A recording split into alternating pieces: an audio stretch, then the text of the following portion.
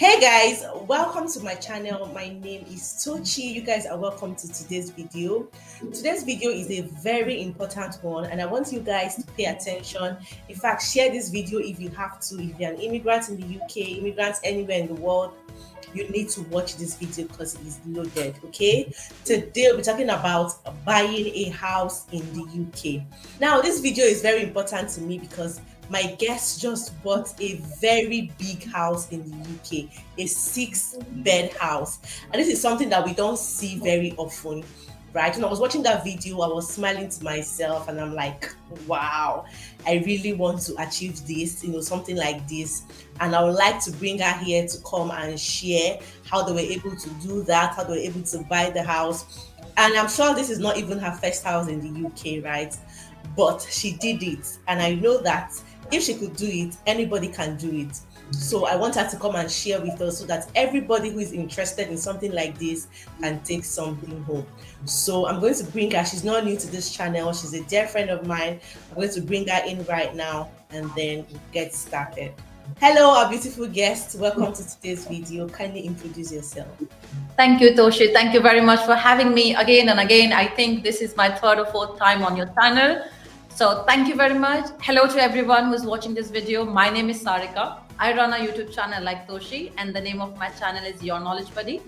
In my full time, I'm also working in IT. I'm working in IT for the last 15 years, and with that 13 years in the UK itself. I have performed different roles in IT. I started my career as a developer, then I moved to the consulting side where I worked as a business analyst, product owner, project manager, scrum master. I'm currently working as a lead business analyst and lead product owner with one of the top travel industry in the Europe. So that's about me. Very interesting profile. Thank you so much, Sarika, for coming. Thank you. We appreciate you. So we just found out that you bought a house, a very massive house at that. Like, this is everybody's dream house. When I saw your house, I was just screaming. I'm like, wow. So we have this kind of thing in the UK.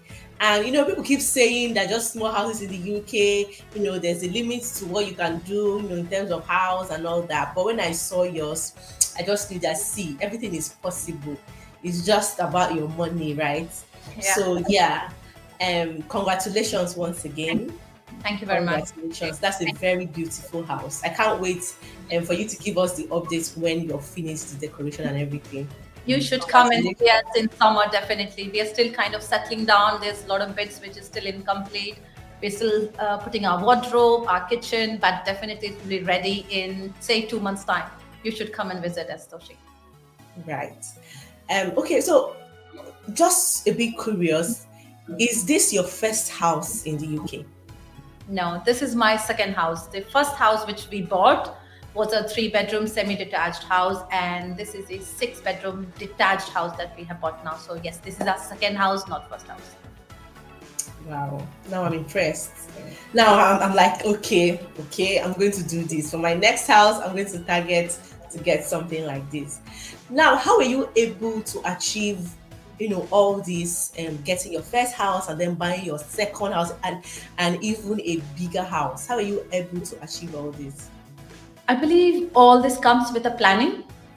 So first of all, the first house that we bought, I bought it completely on my name with my salary because that was in 2015.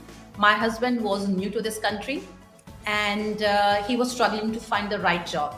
He was not in IT that time. So when he moved from India, he was working in the banking industry. However, the banking industry in India is very different to the banking industry in the UK. So he was struggling to get the right role and he was struggling to get the right salary. So when we bought the house, so we just bought completely based on my salary. And like I said, I'm in IT, I'm working in IT for a very long time now. So I'm getting a decent pay as per the UK norms. The average salary in the UK is say £32,000. So I'm roughly getting almost more than that. So I was lucky enough to afford a house just on my salary. So say if you have a salary of 50,000 in the UK, a bank will give you a loan 10 times. So you can afford a house of £250,000. So based on that, you can also plan your budget. You can start with either a flat or a studio apartment or even a house, whatever is your budget. So that was our first house. But what we decided, we knew that my husband's salary was not good enough, his job was not good enough, and we knew that IT is one of the best paying job in the UK. So we planned something for him. So he started studying and he started taking a lot of training courses. He got himself certified in the UK market, and then he started at a very junior level roles in the IT. And after a few years of experience, he got into the IT, and that also into development kind of role. And for your new audience, what I'm going to say, in the UK, there are two kind of jobs. One is called the permanent job, one is called the contracting job. So the strategy that we followed, I was into a permanent job because I didn't want to take a risk because my job was going good. So I remained stable. However, because my husband was new to the IT, he wanted to take a risk. He started taking risk by getting into the contracting. So the moment you get into contracting job, your pay becomes double or triple. So that is how we started saving a lot, one with the permanent salary, with a decent salary, and then one with the contracting. And then say from 2015 or 16, we started saving for this house, the second house that we have bought. So instead of focusing on saving, we changed our focus on the source of income, how we can change the source of income or how we can do better in terms of source of income. So that was the first planning we did. Second thing what we did was, again, being in IT industry doesn't mean that everybody gets a good salary. We have to learn and upgrade ourselves based on the latest trends. So being in the IT, what I did, I was studying continuously. I was doing minimum 2 certification in 1 year because I wanted to be updated with the current latest trends in the industry so that I can also get promotion in my company. And if you get a better rating, you can get better increment. So that did help us. The third thing that we did was we started paying all our bills yearly rather than monthly. So if you pay your all bills annually, say your council tax, your other bills, it does save you some amount. It's not a huge saving, but it does help you a little bit. So that was the third thing we did. Fourth thing that we did together was we were also investing in shares and stocks. And my husband loves to take risk. So he did risk some money in crypto. So we did not earn too much in crypto, but we earned good money in terms of investing in stocks. So we invested with big players like Tesla, Google, and then it did help us save some money with that. So that was the 4 big things which we did very differently, which allowed us to save a lot of money to buy this big house. Wow, guys, you need to see this house. It's not just big, it's massive. It's a house that everybody should aspire to buy. It's very beautiful, honestly. So just to ask also, how long have you been in the UK? It's now, for me, it's 12 years, more than 12 years. And for my husband, it's 7 years, I think, 7 years. Yeah. Okay, so when you bought your first house, how long were you in the UK when you bought it? I was already, say, 4 or 5 years. But I have to tell you something. So before, when I was in the initial years of in the UK, I wasn't sure if I wanted to be in the UK at that time. I was pretty young. I didn't know anything about the UK. So what I did some savings, and then I used to send that money back to India, and then I invested in property. Okay. But it was only in 2015 when my husband came here after marriage. He said, okay, let's put our money in a property rather than paying on the rent. So if you literally look at, I did manage to buy like three properties in the span of 12 years, I will say. 3 properties. Okay, 2 in the UK and 1 back home, right? Yeah. Wow. Like, this is great. Congratulations. I think this just shows that you can actually achieve anything you want to achieve if you put your mind to it, if you work towards it.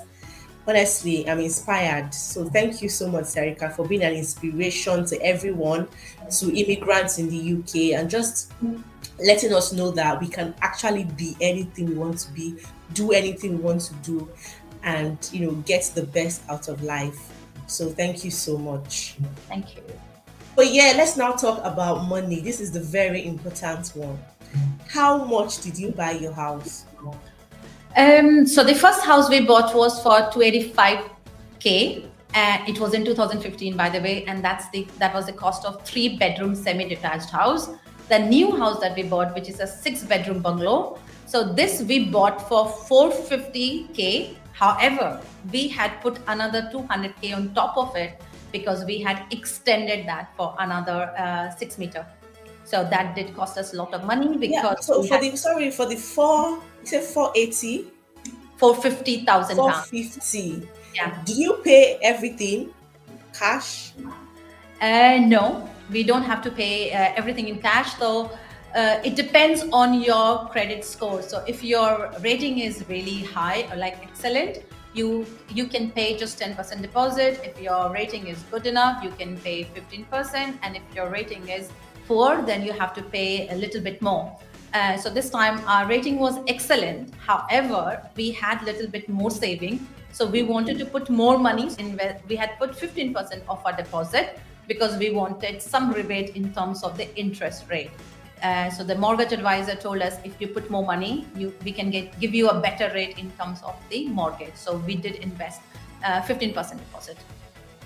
All right, nice. So you mentioned that you applied for extension of the house. How were you able to achieve that, and how long did it take you?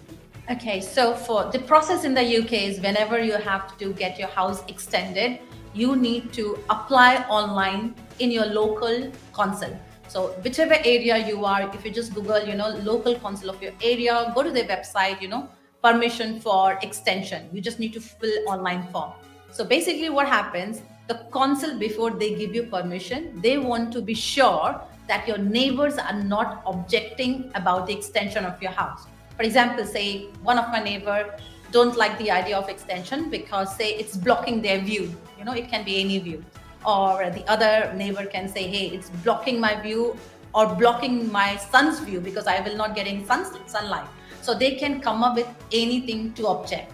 So if when you put your application, your council will send out letters to your neighbors with whose your walls or your garden fences are attached to. So you say left, right, front and back. If you have neighbors, they will reach out to them. They will send out a letter and they will give them around a month time to respond. Yeah. So if they have any objection, they will reach out to the council. And if they don't hear anything, like the council don't hear from your neighbors, it means they are happy with you to go ahead with the extension. And then the council will send a letter to you saying nobody objected, you can go ahead with your extension. And then they also send invite to another planning permission engineer who will come and visit you very often just to see how your house is being built, whether you are following all the rules and regulation. For example, how much is the depth of the pillar that you're doing?